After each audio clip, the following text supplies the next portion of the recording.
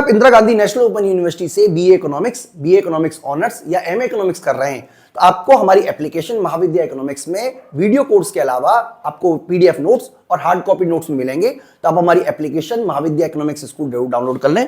फिलहाल हमारे पास ये सारे के सारे कोड अवेलेबल हैं। इसके अलावा और भी पेपर कोड है, वो भी हम आपको जल्दी प्रोवाइड कराने की कोशिश करेंगे।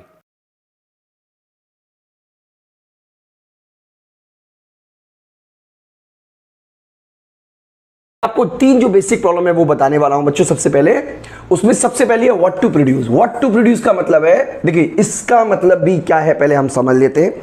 व्हाट का मतलब होता है क्या प्रोड्यूस किया जाए। व्हाट क्या तो क्या का मतलब क्या है, इसके अंदर दो एस्पेक्ट आएंगे। सबसे पहला कौन सी वस्तु बनाई जाए, कौन सी गुड्स बनाई जाए, यानी कि what goods and services are to be produce, और दूसरा हमारी कितनी क्वांटिटी बनाई जाए। अब देखिए मान लीजिए आपके पास 100 रिसोर्सेज हैं। अब 100 यूनिट आप लेबर बोल देते हैं, हम सिंपल मानने के लिए हम ये मान लेते हैं कि हमारे पास लेबर ही है। अब लेबर का प्रयोग आप कितने कामों में कर सकते हो, आप वीट भी बना सकते हो, राइस भी बना सकते हो। हम दो ही गुड्स मान के चल रहे हैं, मान लीजिए हम वीट और राइस है। तो अगर आप ज्यादा क्वांटिटी में वीट बनाओगे तो राइस कम बनेगा। भाई अगर मान लीजिए आपके पास फैमिली में, मान लीजिए फैमिली मेंबर आ गए, रिश्तेदार आ गए, मामा आ गए या बुआ आ गई, तो आपके मम्मी के पास में या आपकी मदर के पास में जो रिसोर्सेज हैं वो लिमिटेड है, और उन्हीं लिमिटेड रिसोर्सेज में उनको चॉइस करना पड़ेगा कि क्या बनाया जाए। और एक बार ये डिसाइड हो जाएगा कि क्या बनाया जाए, मान लीजिए पनीर की सब्जी बनाने का फैसला ले लिया, और लेकिन कितना पनीर बनाया जाए, कितने चावल बनाए जाए, ऐसा तो आप नहीं कर सकते कि आप अनलिमिटेड मात्रा में चावल बना लो या अनलिमिटेड मात्रा में सब्जी बना लो। भाई लिमिट तो होती है, आपके पास रिसोर्सेज कम है, आपकी जरूरतों को पूरा कर पाए, इस तरीके का आपको प्रोविजन करना पड़ेगा। यानी कि what goods and services are to be produce and how much quantity of this produce. तो बच्चों सबसे पहली जो प्रॉब्लम आती है हमारी, इसे बोलते हैं problem of allocation of resources. तो एलोकेशन ऑफ रिसोर्सेज की ये पहली समस्या है, यानी कि एलोकेशन ऑफ रिसोर्सेज से रिलेटेड ये पहली समस्या होती है जिसको हम बोलते हैं व्हाट टू प्रोड्यूस। इसके अंदर हमें डिसाइड करना पड़ता है कि कौन सी गुड्स एंड सर्विसेज बनाई जाए, यानी कि कैपिटल गुड्स कितनी बनाई जाए, कंज्यूमर गुड्स कितनी बनाई जाए, इसी तरीके से वॉर गुड्स कितनी बनाई जाए या नॉर्मल गुड्स कितनी बनाई जाए। यानी कि सबसे पहले हमें क्या करना पड़ता है, सिलेक्शन करना पड़ता है उन गुड्स का, उन सर्विसेज का जिसको एक इकोनॉमी बनाने में, पैदा करने में इंटरेस्ट दिखाती है। एक बार मान लीजिए इकोनॉमी डिसाइड कर लेती है कि क्या बनाया जाए, उसके बाद ये डिसाइड करना पड़ता है how much quantity is to be produce. यानी कि एक बार इकोनॉमी ये डिसाइड कर लिया कि क्या बनाया जाए, एक बार मदर ने डिसाइड कर लिया कि कौन सी सब्जी बनाई जाए, उसके बाद ये भी डिसाइड करना पड़ेगा कि कितनी क्वांटिटी बनाई जाए, क्योंकि आप अनलिमिटेड क्वांटिटी में तो सामान बना नहीं सकते। ऐसा तो नहीं हो सकता ना बच्चों कि आप जितना चाहे सामान बना दो, ऐसा कभी नहीं हो सकता। इसीलिए जब आप एक बार ये डिसाइड कर लोगे कि कौन सी गुड्स बनाई जाएगी, उसके बाद आपको ये भी डिसाइड करना पड़ेगा कि जिस गुड्स को आप बना रहे हो, जिस सर्विस को आप बना रहे हो, उसकी क्वांटिटी कितनी होनी चाहिए। क्यों ऐसा होता है, क्योंकि हमारे पास जो रिसोर्सेज हैं वो लिमिटेड है, और लिमिटेड रिसोर्सेज में हम जितना चाहे सामान नहीं बना सकते। इसीलिए सबसे पहली समस्या जो आ रही है हमारे सामने वो आ रही है व्हाट टू प्रोड्यूस। और मैं उम्मीद करता हूं कि आपको मेरी बात समझ में आ गई होगी। यानी कि इकोनॉमी के पास में बहुत सारी गुड्स की डिमांड है, बहुत सारी गुड्स की जरूरत है, सारी गुड्स वो नहीं बना सकती, लिमिटेड रिसोर्सेज हैं। इसीलिए इकोनॉमी को सबसे पहले ये डिसाइड करना पड़ेगा कि what goods are to be produced and how much quantity of these goods are to be produced। तो पहली समस्या मैं उम्मीद करता हूं आपको समझ में आ गई होगी, जिसको हम बोलते हैं what to produce। तो बच्चों अब हम बात करते हैं सेकंड प्रॉब्लम की, जिसको हम बोलते हैं how to produce। देखिए how to produce ये भी हमारी एक तरीके की प्रॉब्लम ऑफ चॉइस है, एलोकेशन ऑफ रिसोर्सेज की सेकंड प्रॉब्लम है। इस प्रॉब्लम का रिलेशन होता है टेक्नोलॉजी के चूज करने से। देखिए भारत के पास लेबर अमेंडमेंट है, लेबर लेबर लेबर लेबर, जिधर देखोगे आपको लोगों की भीड़ नजर आएगी। ऐसे देश में जहां पर लेबर ज्यादा हो, डेफिनेटली वहां पर लेबर सस्ता भी होगा। तो देश एक ऐसी टेक्नोलॉजी अपनाने की कोशिश करेगा जहां पर लेबर ज्यादा हो। लेकिन क्वेश्चन ये है कि क्या लेबर कॉस्ट एफिशिएंट है, क्योंकि हमें केवल यही नहीं देखना कि लेबर का यूज होगा कि नहीं होगा, हमें कॉस्ट एफिशिएंसी भी देखनी है। इसीलिए एक इकोनॉमी के सामने ये समस्या आती है कि क्या वो लेबर इंटेंसिव टेक्निक का यूज करे या कैपिटल इंटेंसिव का टेक्निक यूज करे। यानी कि सबसे बड़ी समस्या आती है कॉस्ट एफिशिएंसी रखने की। अब मान लीजिए अगर आपको कोई रोड बनाना है तो आपको क्रेन की जरूरत पड़ेगी ही पड़ेगी, बुलडोजर की जरूरत पड़ेगी ही पड़ेगी, जो रोड को प्लेन करता है उसकी जरूरत पड़ेगी ही पड़ेगी। एक आदमी, एक ह्यूमन बीइंग ये काम कैसे कर सकता है? इसका मतलब ये हुआ कि हमें कैपिटल और लेबर दोनों ही चाहिए प्रोडक्शन करने के लिए, लेकिन इकोनॉमी के सामने हमेशा ये चॉइस होती है कि वो ज्यादा लेबर और कम कैपिटल का यूज करे या कम कैपिटल और ज्यादा लेबर का यूज करे। यानी कि किसी भी देश के सामने सबसे बड़ी जो समस्या आ रही है वो ये आ रही है कि वो किस तरीके की टेक्नोलॉजी का यूज करे, लेबर अमेंडमेंट टेक्नोलॉजी यूज करे या कैपिटल अमेंडमेंट टेक्नोलॉजी का यूज करे। यानी कि वो कपड़े को बनाने के लिए मशीन का यूज करे या हाथ से कपड़े बनाए। यानी कि एक इकोनॉमी के सामने लेबर कैपिटल टेक्नोलॉजी का, लेबर इंटेंसिव टेक्नोलॉजी या कैपिटल इंसेंटिव टेक्नोलॉजी के चुनाव की समस्या आती है। बच्चों कोई भी देश ऐसा नहीं हो सकता जिसमें लेबर और कैपिटल के बिना काम हो जाए, दोनों की जरूरत होती है, लेकिन ये डिसाइड करने का काम इकोनॉमी को करना पड़ता है। अब देखिए हम सॉल्यूशन नहीं कर रहे, जैसे कैपिटल इकोनॉमिक्स में अलग तरीके का सॉल्यूशन होता है, सोशलिस्ट इकोनॉमी में अलग तरीके का सॉल्यूशन होता है, वो हम किसी और वीडियो में बात करेंगे।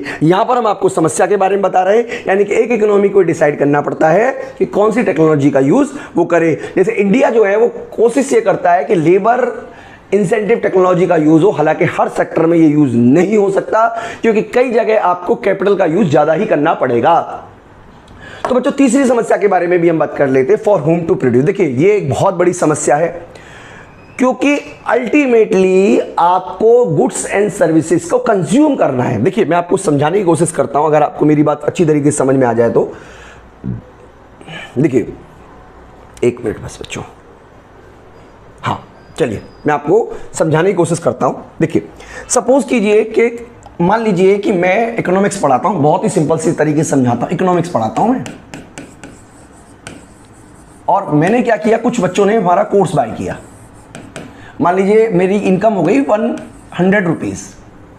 क्वेश्चन ये है कि क्या ये 1000 रुपीज क्या सारे के सारे मेरे हैं? तो मैं आपको बता देता हूं ऐसा नहीं होता। इसके अंदर सबसे पहले तो रेंट जाता है, ठीक है, यानी कि अगर आपने कहीं से मकान लिया हुआ है तो आपको रेंट देना पड़ेगा। अगर आपने मान लीजिए बैंक से पैसा लिया हुआ है ये सारा सेटअप बिठाने के लिए तो उसको इंटरेस्ट देना पड़ेगा। इसके अलावा आपके पास कुछ मान लीजिए लेबर भी काम करेगा तो उसको वेज देना पड़ेगा। और इसका मतलब ये हुआ कि आपको कुछ हिस्सा प्रॉफिट के रूप में आप भी रख सकते हो। तो क्वेश्चन ये उठता है कि एक इकोनॉमी किसके लिए प्रोडक्शन करेगी। देखिए बात समझने की कोशिश कीजिएगा, 1000 रुपीज में का बंटवारा होगा, बराबर बंटवारा नहीं होता बेटा, डिपेंड करता है कि किसने प्रोडक्शन में ज्यादा कंट्रीब्यूशन किया है। इसीलिए अगर कोई दुकान कॉर्नर पर है तो उसको रेंट ज्यादा होगा, क्योंकि जब प्रोडक्शन होगा, जब इनकम होगी तो कोने की दुकान होने की वजह से उसकी इनकम बढ़ने के चांसेस ज्यादा हैं। जैसे मेरे केस में कोने की दुकान की जरूरत नहीं है, हम अगर छोटे से कमरे में किसी भी जगह से वीडियो बनाएं तो आपको हमारी वीडियो मिल जाएगी। हालांकि हमें टेक्नोलॉजी का यूज करना पड़ेगा। इसका मतलब हमारे केस में रेंट जो है वो काफी कम जाएगा, यानी कि मान लीजिए रेंट जो गया वो मात्र 10 रुपए गया या 100 रुपए गया। अब इंटरेस्ट की बात करें, अब देखिए बहुत बड़ा तो हम सेटअप हमारा है नहीं, लेकिन हम फिर भी ये मान लेते हैं कि बैंक से हमने 10 लाख रुपए का लोन लिया हुआ है, तो इस केस में हमें जो इंटरेस्ट देना पड़ेगा वो मान लीजिए 50 रुपए देना पड़ेगा हर महीने का। इसी तरीके से मान लीजिए वेज देना पड़ेगा 200 रुपए का, और बचे हुए लगभग मान लीजिए 750 रुपए मेरे पास आ गए। इसका मतलब ये हुआ कि एक इकोनॉमी जब प्रोडक्शन करेगी तो इस बात को ध्यान में रख के करेगी कि प्रॉफिट कमाने वाला व्यक्ति कौन है, किस तरीके का उसका नेचर है, किस तरीके का उसका बिहेवियर है, किस तरीके का वो रखता है। कहने का सिंपल मतलब ये हुआ कि एक इकोनॉमी में इनकम का डिस्ट्रीब्यूशन फैक्टरों के बीच किस तरीके से है, उसमें डिसाइड करता है किसके लिए प्रोडक्शन किया जाएगा। अब आप देखिएगा, आपको एक ऐसी किसी कॉलोनी की कल्पना कीजिए जहां पर बहुत ही मतलब आप कह सकते हो लोअर इनकम का ग्रुप रहता है, तो वहां पे कार कंपनी का शोरूम तो होगा नहीं क्योंकि खरीदने वाले नहीं है। कार कंपनी का शोरूम वहां होगा जहां पर हाई लेवल के लोग रहते हैं, जिनकी इनकम का लेवल हाई है। यार अच्छे रेस्टोरेंट वहीं खुलेंगे जहां पर हाई इनकम के लोग जाते हैं। इसका मतलब है कि हर व्यक्ति इसी अपना प्रोडक्शन किसके लिए करेगा, वो मार्केट में किस जगह को प्लेस करेगा, उसका प्राइसिंग क्या होगा, वो इसी बात को ध्यान में रख के करता है किसके लिए प्रोडक्शन किया जा रहा है। तो बच्चों टॉपिक पे हम अपने वापस आ जाते हैं। मैं उम्मीद कर रहा हूं कि आपको मेरी बात अच्छी तरीके से बच्चों समझ में आ भी रही होगी। इसका मतलब ये हुआ कि एक इकोनॉमी को डिसाइड करना पड़ता है कि कितनी इनकम जो है वो कैपिटल को दे दी जाए, लैंड को दे दी जाए, वेज को दे दी, सॉरी लेबर को दे दी जाए, लैंड को दे दी जाए और कैपिटल को दे दी जाए और एंटरप्राइजेस को दे दी जाए। यानी कि बहुत बड़ी मात्रा में यही डिसाइड करता है। तो जिसके पास ज्यादा पैसा होगा उसकी परचेजिंग पावर ज्यादा होगी और जिसकी परचेजिंग पावर ज्यादा होगी इकोनॉमी उसी के लिए प्रोडक्शन करने की कोशिश करेगी। तो बच्चों यहां पे हम बात ये भी करेंगे कि दो तरीके की बातें हम करते हैं। तो होता है पर्सनल डिस्ट्रीब्यूशन। पर्सनल डिस्ट्रीब्यूशन का क्या मतलब हुआ कि व्यक्तियों के बीच कितना पैसा बांटा जाए, राम मोहन श्याम, ठीक है, ये लोगों के नाम रख दिए, उनके बीच कितना पैसा बांटा जाए। और फंक्शनल डिस्ट्रीब्यूशन का मतलब है कि डिफरेंट डिफरेंट फैक्टर्स को कितना कितना पैसा दिया जाए। दोनों में से कोई एक का यूज करते हैं, ठीक है जी, या तो विष्णु गुप्ता बोल दो या एंटरप्राइजेस बोल दो, आप जो मर्जी बोल सकते हो। इस तरीके से बच्चों डिवाइड होता है। इसके अलावा बच्चों एक और इकोनॉमिक प्रॉब्लम है, हालांकि बेसिकली 3 इकोनॉमिक प्रॉब्लम बोलते हैं जिसको हम बोलते हैं problem of allocation, what to produce, how to produce and whom to produce. इसके अलावा बच्चों और एक प्रॉब्लम के बारे में मैं आपसे डिस्कस करने वाला हूं जिसको हम बोलते हैं द प्रॉब्लम ऑफ ग्रोथ। देखिए इसके लिए भी चलिए मैं आपको वहीं समझा देता हूं। देखिए प्रॉब्लम ऑफ ग्रोथ, एक मिनट, हाँ यहां समझाते। देखिए बच्चों ग्रोथ ये होती है, ग्रोथ मैं एक प्रोडक्शन पॉसिबिलिटी कर बना रहा हूं, ग्रोथ, ये मान लीजिए ग्रोथ हो, इस तरीके की चीजों को ग्रोथ बोलते हैं। ये हमारी ग्रोथ है, ग्रोथ है ये। अब ये ग्रोथ को अचीव करना हर किसी इकोनॉमी का टारगेट होता है, क्योंकि अगर कोई भी इकोनॉमी ग्रोथ को अचीव नहीं करती है तो वो इकोनॉमी के पास एक तरीके का स्टैटिक आ जाएगा। ग्रोथ का मतलब होता है प्रोडक्शन कैपेसिटी का बढ़ना, यानी कि किसी भी इकोनॉमी के सामने इस तरीके की प्रॉब्लम आती है कि वो अपनी इकोनॉमी में जो प्रोडक्शन कैपेसिटी है उसको किस तरीके से बढ़ा पाती है। तो ये आप याद रखिएगा बच्चों। इसके अलावा फुल एम्प्लॉयमेंट की भी एक प्रॉब्लम है, हालांकि मैंने यहाँ लिखा नहीं है, मैं आपको ऐसे समझा देता हूँ। वो है फुलर यूटिलाइजेशन ऑफ रिसोर्सेज। आप बोल सकते हो बच्चों कि फुलर यूटिलाइजेशन ऑफ रिसोर्सेज भी एक सेंट्रल प्रॉब्लम है, जिसमें एक इकोनॉमी को ये देखना पड़ता है कि क्या उसके रिसोर्सेज का यूज किस तरीके से फुल हो। क्योंकि अगर किसी भी इकोनॉमी में प्रोडक्शन जो भी फैक्टर है, लैंड है, लेबर है, कैपिटल है, कोई भी हो, अगर उसका यूज प्रॉपर नहीं होता तो किसी भी इकोनॉमी की जो प्रोडक्शन कैपेसिटी है वो घट जाती है। और कोई भी इकोनॉमी नहीं चाहेगी अपनी प्रोडक्शन कैपेसिटी को घटाना। यानी कि बेटा ये बच्चों ये बात आपको याद रखनी है कि प्रोडक्शन कैपेसिटी को बढ़ाना ही किसी भी इकोनॉमी का ऑब्जेक्टिव होता है। अगला जो पॉइंट हम डिस्कस करने वाले हैं वो करने वाले हैं public goods and private goods के बारे में। देखिए पब्लिक गुड्स क्या होती है, प्राइवेट गुड्स क्या होती है। अगर आप पब्लिक फाइनेंस मुझसे पढ़ोगे तो बहुत ज़्यादा मैं आपको बता देता हूँ। फिलहाल मैं आपको बता देता हूँ पब्लिक गुड्स क्या होती है। पब्लिक गुड्स वो होती है जिसके अंदर 2 फीचर होते हैं, एक्सक्लूडेबिलिटी का और एक्सक्लूजन एंड राइवल का। ये प्राइवेट गुड्स होती है, सॉरी। इसका मतलब ये हुआ कि जो पेमेंट नहीं करेगा, एक्सक्लूडेबिलिटी का मतलब है कि जो पेमेंट नहीं करेगा उसको कंजम्पशन करने से हटा दिया जा सकता है। और राइवल का मतलब है, फिलहाल मैं आपको शॉर्ट में बता रहा हूँ, डिटेल में हम बता देंगे बच्चों, आप बच्चों को आगे फर्दर। और राइवल का मतलब होता है कि अगर आप कंजम्पशन करते हो तो आपके लिए, तो दूसरे के लिए उसकी अवेलेबिलिटी कम हो जाएगी। जैसे मान लीजिए मोबाइल फ़ोन अगर मेरे पास है तो दूसरे के पास वो मोबाइल फ़ोन नहीं हो सकता। इसके अलावा मोबाइल फ़ोन का यूज़ केवल वही कर सकता है जो उसके लिए पेमेंट करे। पब्लिक गुड्स वो होती है बच्चों जो non rival and non excludable होती है, जैसे पार्क है, रोड है, डिफेंस है।